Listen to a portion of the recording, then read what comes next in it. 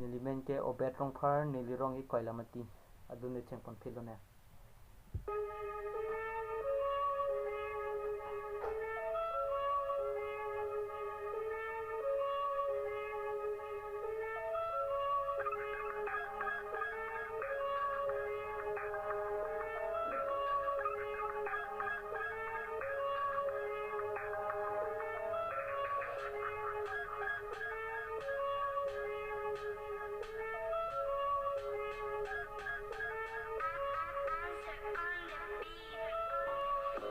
Joko bang ke thom ni to mi ning ka rong ning kang sama por kachipi aring sama por I pu pe ni pi lun lam ka hello nang than tang ki pan cheng tu mi ning kang sam joko bang ke thom mu maro anatum nang ke charlie do ning kang sam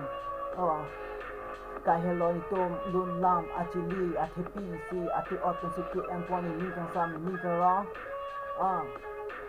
Joko bang ke thom tu mo so I thang ka chi than ning kang sam nam pu on I ning do la pu pe ni pi le pa na ki tha oso maru on tum lun lam ka hello nang than ke pang chen tang lo nang si apor ka chi pi pon nang pu si nang ke tha ning kang sam ning ka rong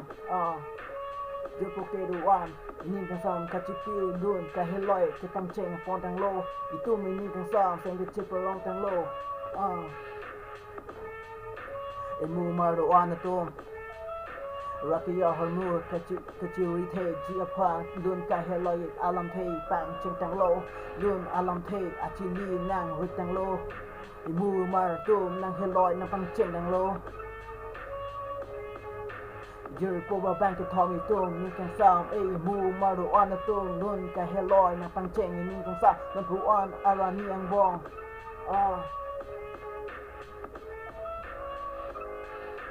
Kamun thi jutun ke plengun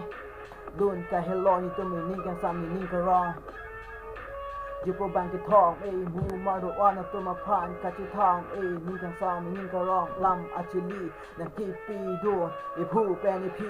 ning kang sam lang lak tum phan ta apor pen apor ka che thani ning kang sam ni ning ka rong jipo bang ke thong mu maru ana to ma phan lun ka heloi ke than ke pang chen I tu mi ning kang sam ning ka rong karbi hejan ka ching hana ng the yo ayo man